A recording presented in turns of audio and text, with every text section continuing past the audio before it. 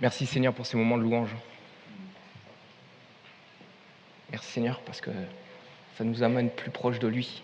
Ça nous parle, ça nous fait du bien. Alléluia. Pour commencer, j'aimerais bien vous faire passer une petite vidéo. Elle est très courte.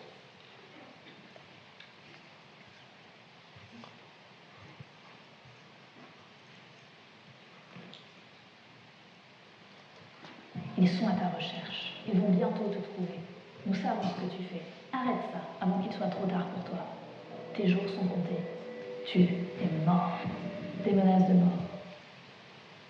Voilà, je vous l'avais dit, elle est très courte. Que ces mots sont durs. Quand on regarde ça, franchement, c'est pas quelque chose qu'on aimerait qu'on nous dise à nous. Et ces phrases, ce sont les extraits d'un SMS qu'a reçu un homme.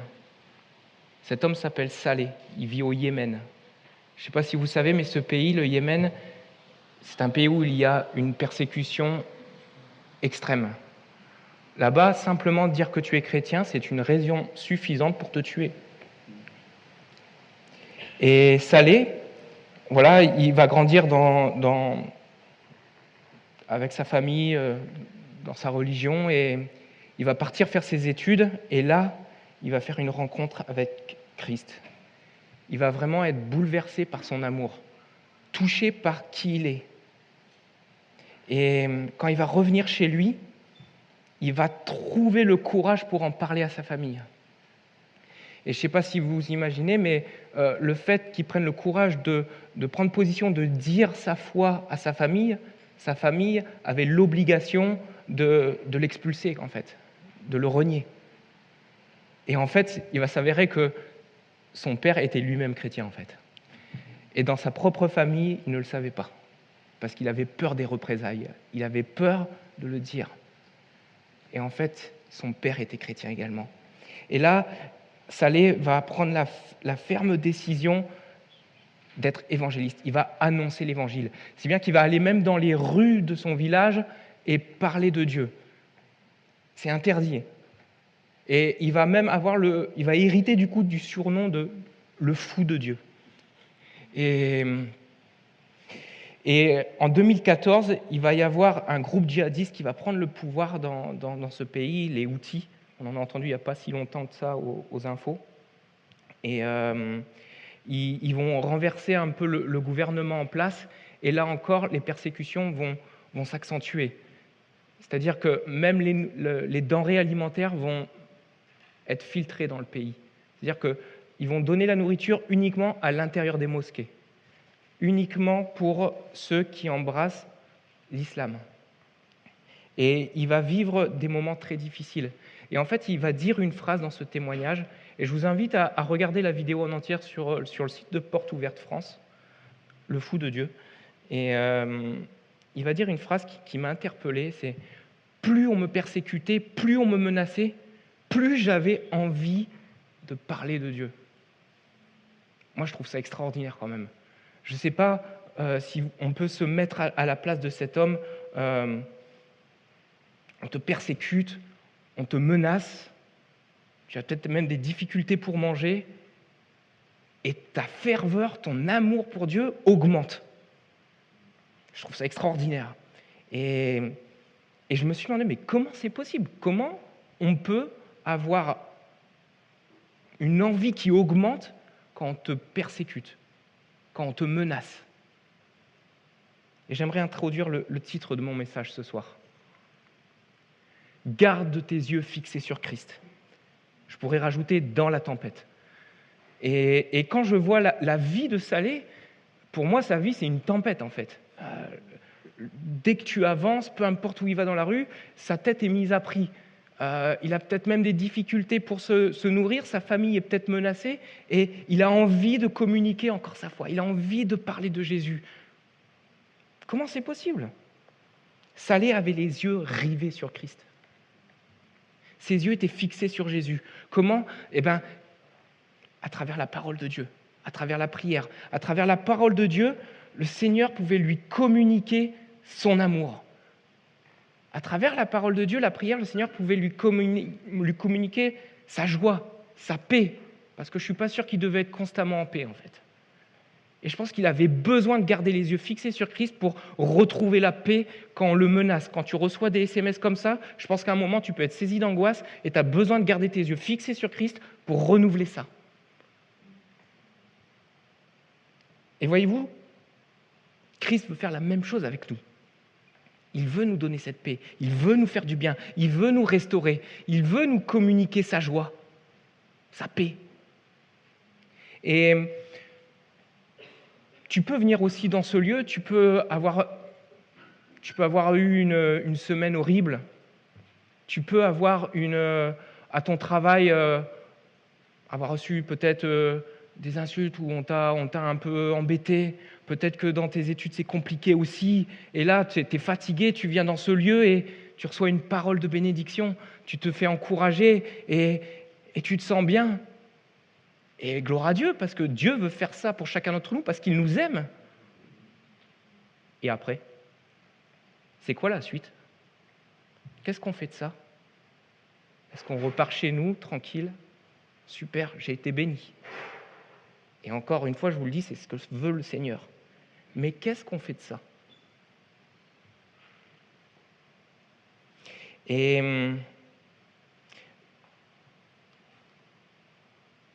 le Seigneur veut appeler, le Seigneur veut nous envoyer, et ça va amener à la première partie de mon message. Avancer vers la tempête, avancer en direction de la tempête. Et pour ça, j'aimerais prendre un texte avec vous dans la Bible qui va parler de cela.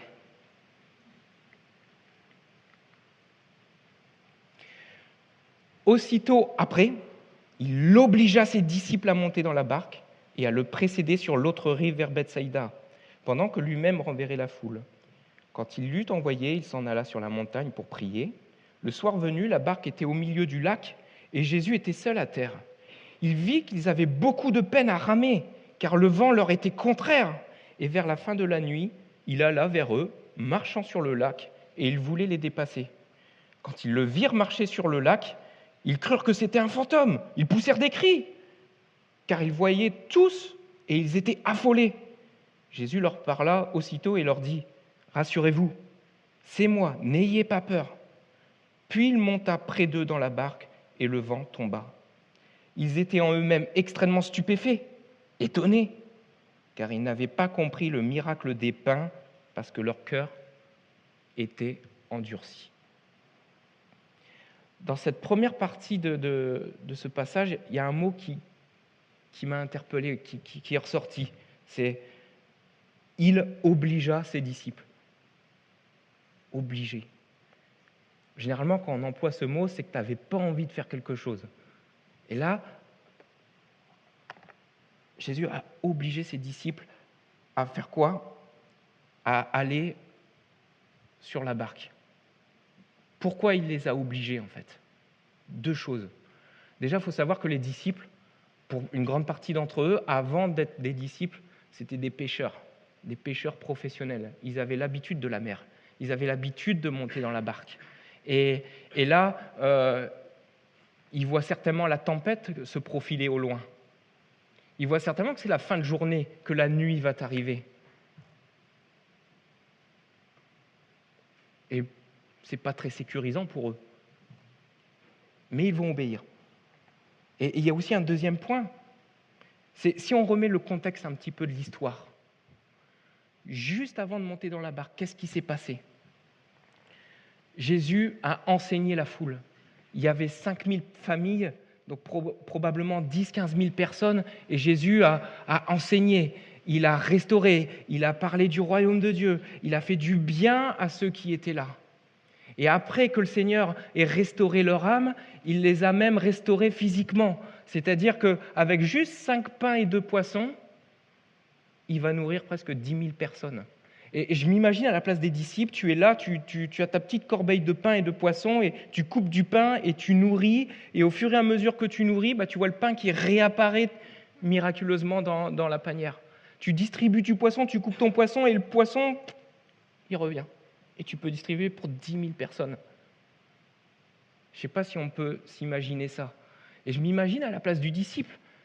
il a vécu la bénédiction, il vit le miracle, il participe au miracle. Il est enseigné par Christ, il se fait restaurer, il se fait du bien. Et après, chut, allez, je vous envoie, il faut partir. Et moi, je comprends très bien le disciple qu'il n'a pas envie de partir, en fait. Moi, demain, je suis à la place du disciple, je te dis, non, moi, je reste à côté de toi. Hein. Tu fais des miracles, tu enseignes, tu nous fais du bien, je ne pars pas, je reste là. Et là, le Seigneur, Jésus, il va obliger ses disciples à partir. Mais c'est quoi la mission du disciple? Pourquoi il a obligé ses disciples? J'aimerais prendre un texte avec vous qui va nous donner cette réponse. Allez, faites de toutes les nations des disciples, les baptisant au nom du Père, du Fils et du Saint-Esprit, et enseignez-leur à observer tout ce que je vous ai prescrit. Et voici, je suis avec vous tous les jours jusqu'à la fin du monde. Christ envoie ses disciples pour le précéder vers Bethsaïda, pour qu'ils puissent communiquer son évangile, qu'ils puissent parler de son amour, partager ce qu'ils ont tout simplement vécu avec Christ. Et là, le Seigneur les envoie. Bon, on n'est pas tous appelés à être des évangélistes internationaux. On n'est pas tous appelés à être des pasteurs. On n'est pas tous appelés à aller à l'autre bout du monde pour parler du Seigneur.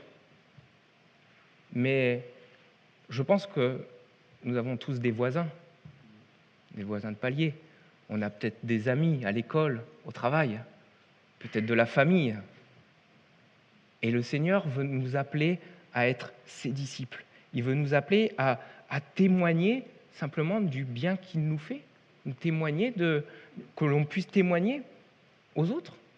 Si tu viens dans ce lieu et que le Seigneur te fait du bien, peut-être que dans ton travail, peut-être qu'à l'école, tu as aussi une personne qui était aussi mal que toi quand tu es venu dans ce lieu.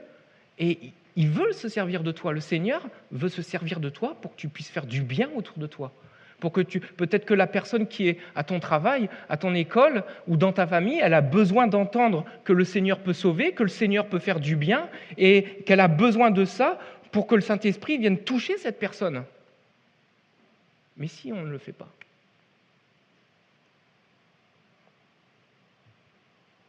les disciples, on a dit, les disciples, ils ont obéi à Jésus. Pourtant, comme on l'a dit, c'était des pêcheurs professionnels, ils savaient très bien que ce n'était vraiment pas le bon moment de partir sur la mer.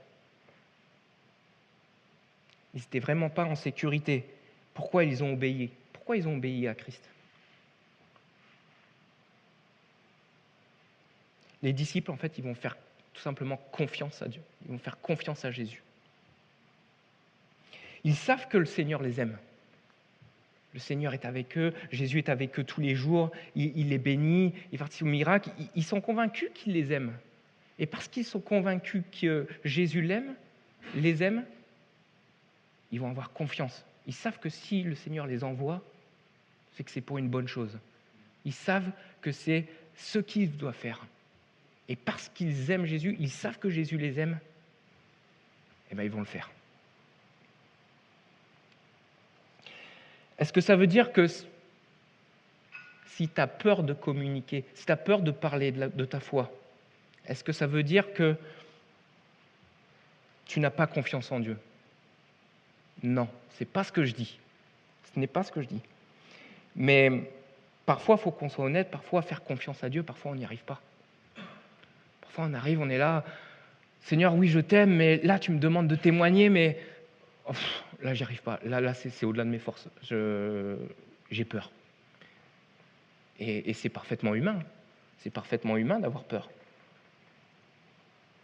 Mais là, le Seigneur, il veut nous inviter à vraiment garder nos yeux fixés sur lui, que l'on puisse vraiment être convaincus de son amour. Il veut vraiment nous convaincre qu'il nous aime, pour que nous puissions lui faire confiance. Pourquoi ? Pour que tout simplement notre confiance en lui, notre amour en lui soit plus fort que nos peurs. Et c'est là ce que veut faire le Seigneur. C'est vraiment son désir.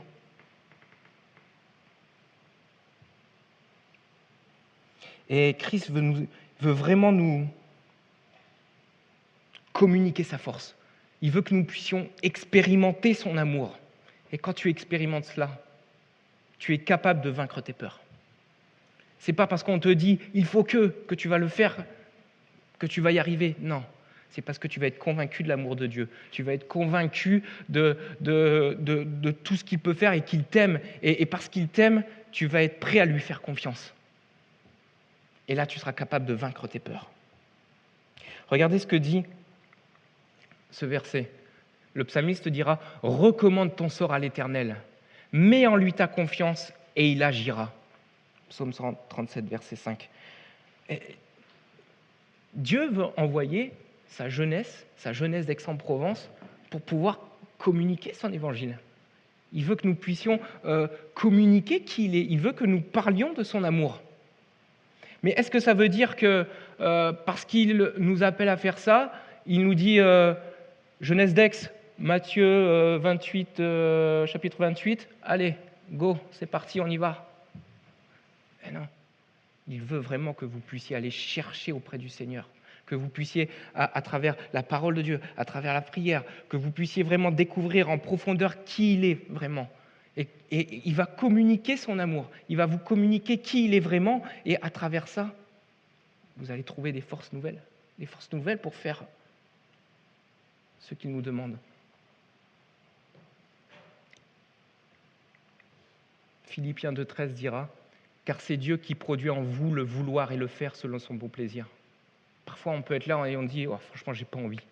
Franchement, j'ai pas envie d'aller là, aller leur voir et d'aller les voir et de leur parler. » Ou peut-être que c'est dans ta famille, c'est trop compliqué, tu sais que ça, à chaque fois, c'est des disputes et tu dis « Ouais, non, là, j'ai pas envie. » Viens, garde tes yeux fixés sur le Seigneur. Il va renouveler tes forces. Il va déposer en toi la volonté et le faire. C'est lui qui va déposer ça.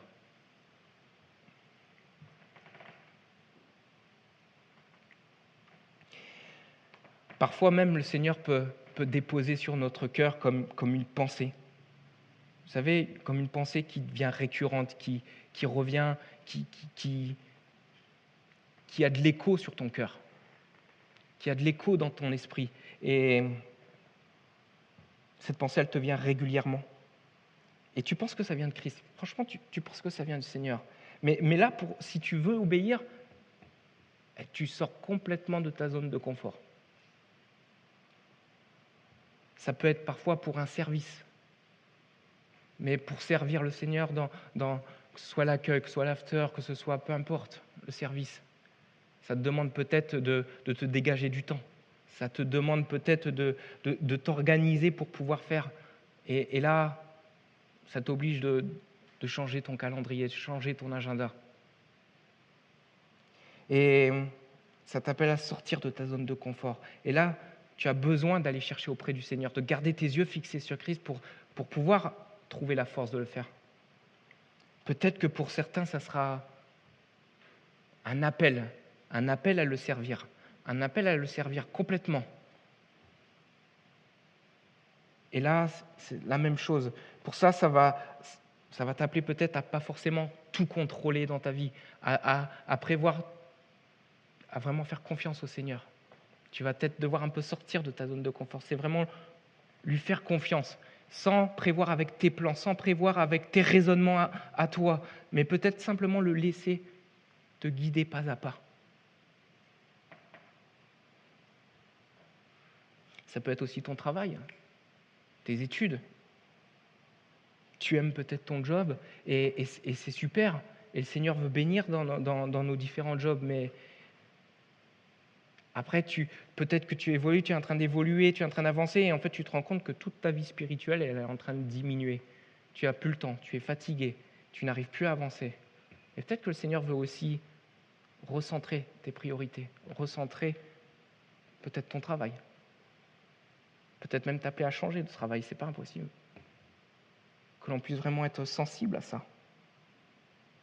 Et là, quand tu prends cette décision-là, tu sais que quand tu fais ça, tu te diriges quelque part vers la tempête, non pas parce que ça va être horrible ou trop difficile, mais parce que ça va t'obliger à faire confiance à Dieu. Ça va t'obliger à aller puiser dans sa parole pour aller chercher son amour, chercher des forces à travers la prière.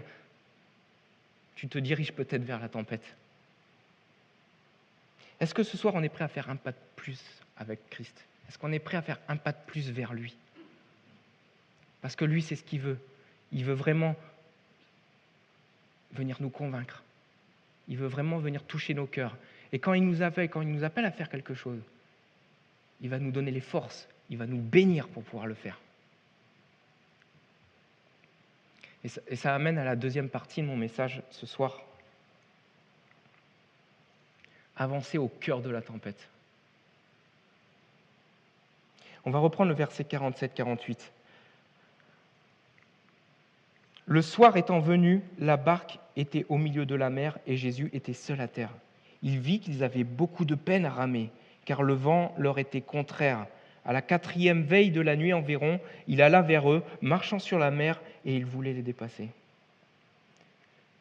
Les disciples ont fait confiance au Seigneur. Il a dit à ses disciples, allez, prenez la barque, traversez, allez vers Bethsaïda. Ils ont obéi. Et là, ils se retrouvent dans la nuit. Ils sont là en train de ramer et franchement, ils n'arrivent pas à avancer. Ils n'ont pas de visibilité. Dire à cette époque, il n'y a pas de sonar sur le bateau. Tu navigues un peu à vue. Il n'y a pas de projecteur qui est capable d'éclairer à 200 mètres. Il n'y a rien. Là, les disciples sont seuls dans la nuit. Il y a du vent. Ils ont l'impression. Ils n'avancent pas. C'est noir autour d'eux. Ils ne voient rien. Et parfois dans nos vies, on peut vivre les mêmes tempêtes.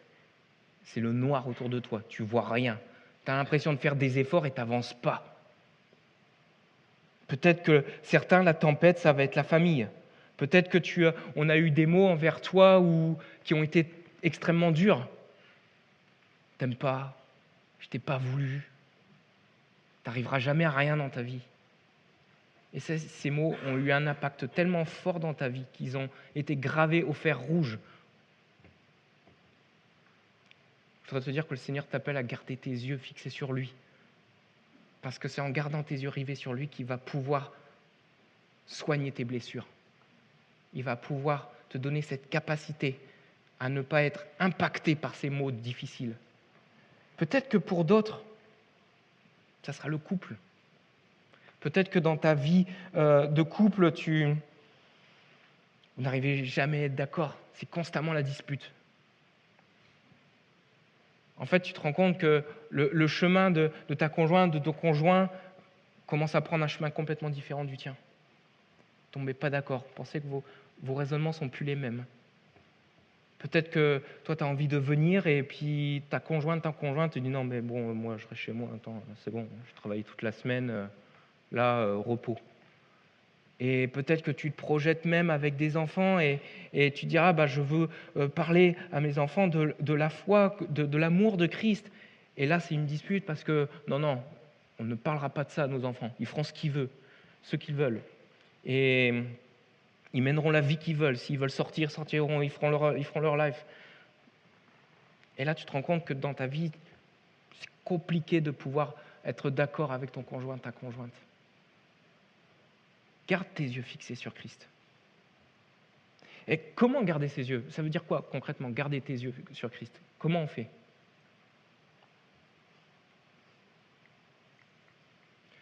Psaume 107, verset 6. Dans leur détresse, ils crièrent à l'Éternel et il les délivra de leur angoisse.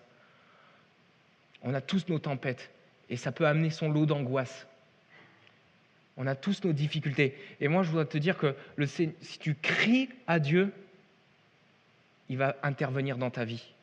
Alors c'est vrai que parfois on est là, on prie, Seigneur, tu vois cette situation, ça avance pas, je rame là, franchement, j'arrive pas à avancer, tu vois ma famille, tu vois mon travail, tu vois mon couple, c'est la catastrophe, qu'est-ce que je fais? Et tu es là, tu tends l'oreille et t'entends rien. Ah Seigneur, c'est bon, t'as pas envie de me parler, tu me boudes. Et puis au fur et à mesure, tu te dis, en fait, peut-être qu'il n'existe pas vraiment, en fait, parce que je suis là et j'entends rien, en fait. Ma situation, c'est toujours la même, elle avance pas. Garde tes yeux fixés sur Christ. Parce que parfois, on peut être là, on peut avoir... Le Seigneur peut parler, mais il ne te parle pas. Il peut parler, mais il ne te parle pas. Pourquoi? Parce que tu n'es peut-être tout simplement pas prêt à entendre.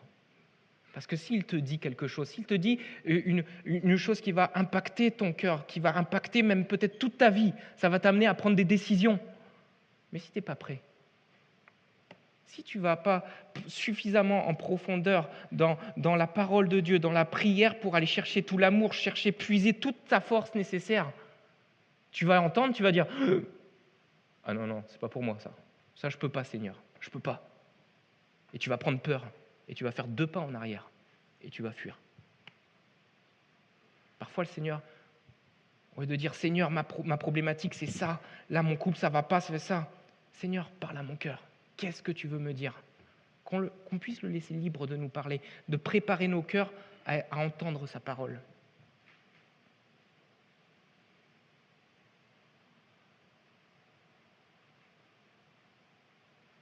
Verset 48, il parle que les disciples sont là, ils rament depuis un bon moment, il parle de la 4e heure de la nuit, ça fait un moment qu'ils rament. Et ils ne peuvent même plus faire demi-tour. Ils sont dans le noir complet, ils ne sont même pas sûrs de retrouver le chemin en sens inverse. Tu es là, tu as peut-être démarré des démarches pour suivre le Seigneur. Tu as peut-être décidé de mettre ta vie en règle avec le Seigneur et là, c'est difficile, ça rame. Peut-être que ça sera ta situation amoureuse pour toi. Tu as décidé, tu as pris la ferme décision devant le Seigneur de te dire avant d'aller plus loin, je vais remettre ça en prière. Avant d'aller plus loin, Seigneur, je te confie ma vie et je me marierai avant. Et en fait, tu te rends compte que c'est compliqué de respecter ça. Peut-être d'autres, ça sera le milieu professionnel aussi, où on viendra te chercher un petit peu dans... Ah, mais là, on modifie un petit peu le rapport, c'est pas grave. On va dire que ça passe, c'est bon. Un petit mensonge, ça se voit pas. Et puis ça, écoute, on le fera au black, on n'en parle pas, tout va très bien, ça t'arrange, ça m'arrange. Et là, est-ce que vraiment c'est grave si... tu vois, vous savez, tous ces raisonnements qui commencent à venir un peu dans la tête là. Garde tes yeux fixés sur Christ. Il va te donner cette capacité, cette force à tenir ferme.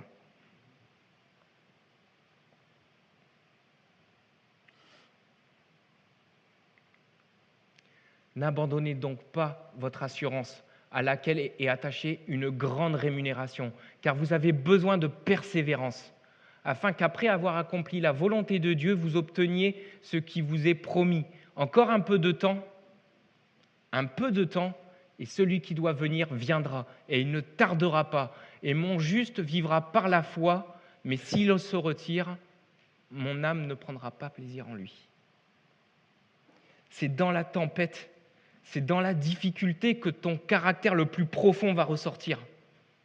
C'est dans l'épreuve où tu vas vraiment comprendre, saisir qui tu es. Et c'est vraiment dans ton épreuve que tu vas comprendre que si tu ne t'appuies pas sur Christ, si tu ne viens pas garder ses yeux fixés sur lui, si tu ne viens pas chercher en profondeur son amour, sa parole, dans la prière, si tu ne viens pas te positionner devant lui pour savoir ce qu'il a à te dire, à un moment donné, tu vas craquer, tu ne vas pas pouvoir tenir. Et pour ça, tu as besoin d'être ancré en Dieu. Et tu as besoin de t'ancrer sur Dieu pour ne pas chavirer. Le terme nautique d'ancrer, c'est une énorme pièce métallique qui est fixée au bateau par une chaîne. Et en fait, quand il y a la tempête, quand le bateau commence à tanguer dans tous les sens, on lâche l'ancre en profondeur et le bateau, peu importe qu'il y ait de la tempête, tu partes à tribord, bâbord, de haut en bas, le bateau il reste stable, il ne bougera pas.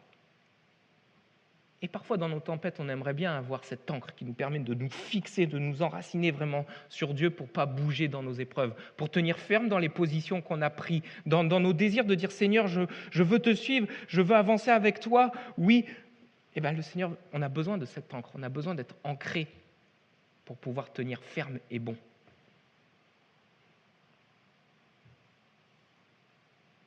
Les disciples ont eu peur.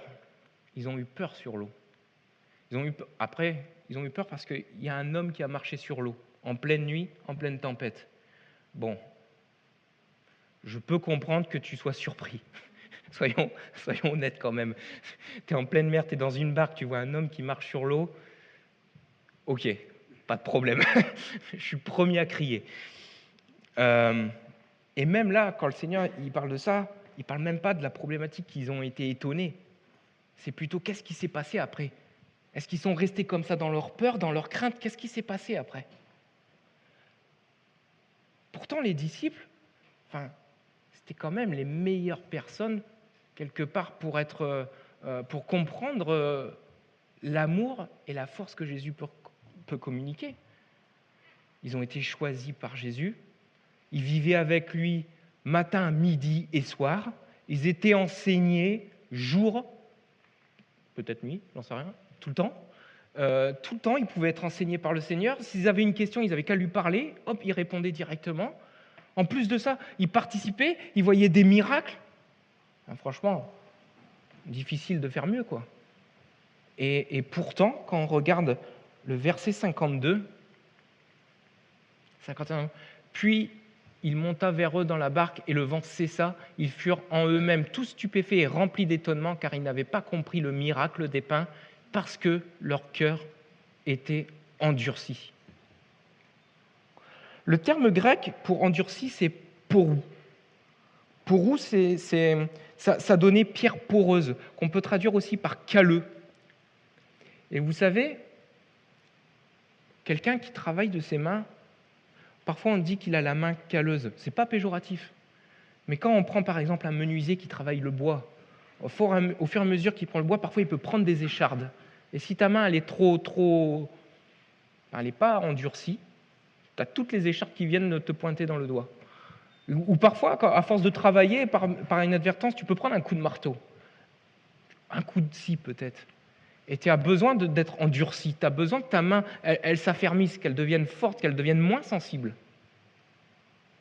Et quand j'étais adolescent, on est parti en vacances à Gérardmer, c'est en Alsace. Et là, il y avait une usine de bonbons.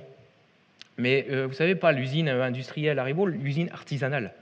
Et cette usine, en fait, tu vois, on l'a visitée, et il y avait d'énormes cuves avec du sirop de glucose et d'autres substances là-dedans qui coulaient. Et en fait, à la dernière ligne, il y avait un homme qui travaillait cette mixture. Il leur faisait prendre une forme rond, carré, il mettait des formes dessus. Mais pour qu'ils puissent travailler le bonbon, le futur bonbon, il fallait qu'il soit toujours à une température extrêmement chaude. Parce qu'une fois que ça durcit, c'est fini, tu le casses en fait. Donc il travaillait sur d'énormes plaques qui étaient bouillantes et il travaillait la forme du bonbon. Et en fait, cet homme, il me disait qu'il était à 3 ans de la retraite et à force de travailler pendant toute sa vie, il a travaillé dans cette usine. Et à force de travailler sur ces plaques chaudes, sa main droite ne sentait même plus la chaleur. Il était là, il mettait sa main comme ça. Alors je ne dis pas qu'il restait 10 minutes non plus, mais il restait comme ça et ça ne lui faisait rien. Nous, on était juste à côté, derrière une plaque, et on sentait le rayonnement de la chaleur. Lui, il était là comme ça et il ne sentait même plus. Sa main, elle était désensibilisée. Il n'y avait plus de sensibilité dans ses doigts. Et voyez-vous, on peut devenir nous aussi insensibles à la parole de Dieu, insensibles à sa voix.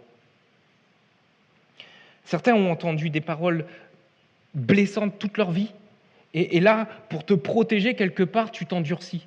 Tu es obligé de t'endurcir parce que tu n'as pas envie d'être constamment blessé dans ton cœur. Tu n'as pas envie que les paroles dures t'atteignent.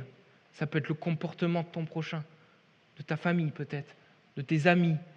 Et là, tu t'endurcis, tu te blindes, de sorte que quand on vient te faire du mal, tu ne sens plus rien. Mais tu sens tellement plus rien que ce soit une parole bonne pour toi, une parole dure ou des actes, il n'y a plus rien. Tu es un bloc, tu as une apparence, tu as une carapace au-dessus de toi. Et ça, j'aimerais te dire que ça empêche Christ parfois de venir te parler. Et parfois, on n'entend pas sa parole. On est là, Seigneur, viens, parle-moi. Mais en fait, c'est simplement qu'on n'est pas prêt. On a besoin d'être de nouveau sensible. Et c'est là qu'on fait souvent un amalgame. On se dit, ouais, mais sensible, ça veut dire que je suis de nouveau fragile. Ça veut dire qu'on va pouvoir me faire encore du mal. Le Seigneur veut te rendre sensible, mais il ne veut pas te rendre fragile. Il veut que tu appuies dans ta sensibilité, que le Seigneur te rende sensible pour que tu puisses venir chercher en lui toute la force nécessaire, tout l'amour nécessaire. Et quand tu es rempli de cet amour de Christ, que tu es rempli de sa puissance, de sa force, en fait, les choses ne t'atteignent plus. Mais pas parce que tu t'es endurci, mais parce que ta confiance, ton regard n'est plus centré sur ce qui te fait mal, tu es centré sur Christ. Et les choses ne t'atteignent plus. Et j'aimerais te dire ce soir que tu as besoin de retrouver cette sensibilité pour que le Seigneur vienne toucher ton cœur. Et s'il touche ton cœur, tu vas pouvoir aller encore plus loin avec lui. Et peut-être des choses où tu étais en échec dans ta vie, dans ton échec pour communiquer l'Évangile, de l'échec peut-être dans ta famille pour prendre position par rapport à Christ, peut-être vis-à-vis de ton conjoint par rapport à ton boulot aussi. Tu as peut-être des difficultés, tu es en échec, à chaque fois tu te dis « oui Seigneur, je vais le faire » et puis après tu chutes. Mais tu as besoin d'être de nouveau sensible à la parole du Seigneur pour pouvoir tenir ferme, pour que lui puisse te communiquer la force et afin de tenir ferme dans tes engagements et que tu puisses, les choses qui te faisaient te mettre en échec hier, que demain tu puisses tenir ferme avec lui. Concrètement, un cœur endurci, c'est simplement un cœur où il y a une rupture de communication entre Dieu et toi. C'est ça un cœur endurci. Ce n'est pas quelqu'un qui s'est forgé une carapace, c'est une rupture de communication entre Christ et toi, ce qui provoque fatalement une perte de sensibilité à ce que Dieu, à travers son Saint-Esprit, peut te dire.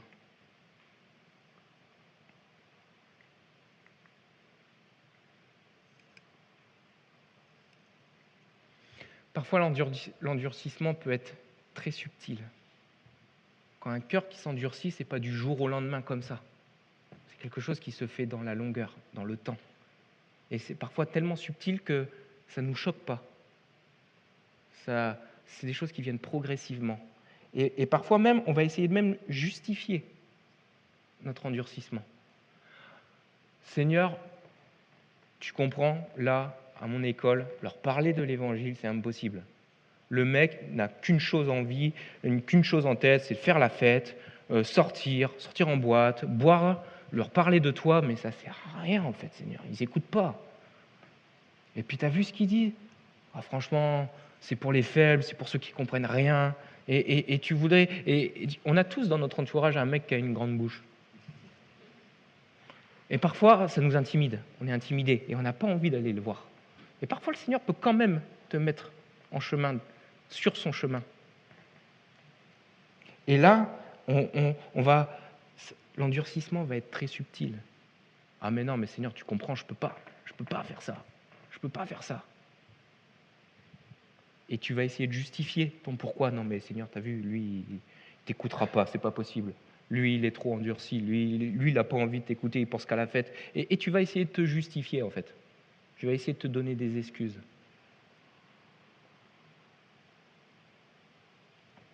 Garde tes yeux fixés sur Christ. Le Seigneur n'est pas là pour le juger. Il n'est pas là pour émettre un jugement, te dire « Ah, t'as vu ?» Non. Il veut simplement te communiquer son amour. Si tu es touché par son amour, tu pourras arrêter de justifier le pourquoi tu ne veux pas obéir, le pourquoi tu n'as pas confiance. Et en fait, tu vas simplement chercher sa confiance en lui.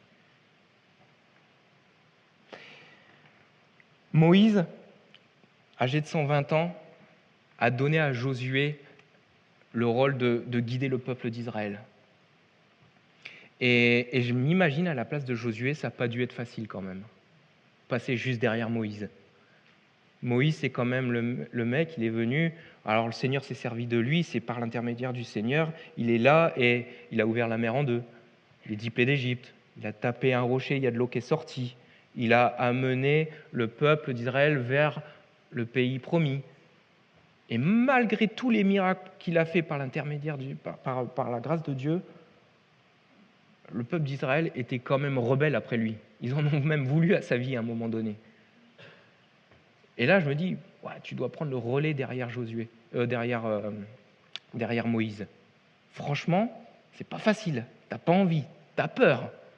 Tu as peut-être même peur pour ta vie, parce que tu sais que le peuple peut à tout moment se rebeller encore contre toi. Regardez ce que dira Deutéronome 31:8. L'Éternel, c'est ce que Moïse va dire aussi à ce moment-là, et l'Éternel marchera lui-même devant toi. Il sera lui-même avec toi. Il ne te délaissera pas. Il ne t'abandonnera pas. N'aie pas peur. Ne te laisse pas effrayer.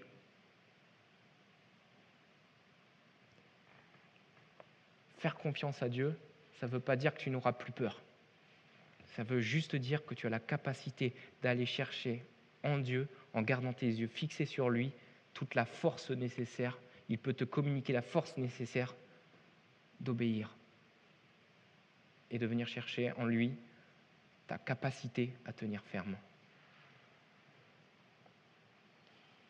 Ce soir, j'aimerais vous encourager à garder vos yeux fixés sur Christ.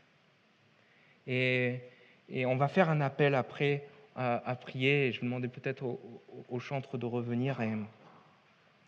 Et peut-être que pour toi, tu as pris la décision de suivre Christ et tu sais que c'est avancer vers la tempête. C'est avancer vers la difficulté. Mais je tiens à te dire de garder les yeux rivés sur toi, sur Christ, parce que le Seigneur veut te bénir, veut te donner cette capacité. Peut-être que pour toi, ça sera le boulot. Peut-être que pour toi, ça sera tout simplement l'école, de prendre position. Peut-être que pour toi, ça sera dans ton couple. Le Seigneur t'appelle à garder les yeux fixés sur Christ pour que tu puisses tenir ferme. Peut-être que pour toi, tu es déjà dans la tempête. Peut-être que pour toi, ta vie, c'est déjà, tu es dans le noir, tu es dans le noir complet. Tu n'arrives pas à avancer. Tu n'arrives pas à... Tu essayes de faire tes efforts et en fait, tu n'avances pas. Garde tes yeux rivés sur Christ. Il veut te donner cette capacité. Il veut d'abord te montrer son amour. Il veut déjà remplir ton cœur de son amour afin que tu puisses avoir confiance en lui et que tu puisses lui faire confiance. Si tu te sens interpellé par ces choses, je t'invite à venir te rapprocher. On va prier avec toi. Amen.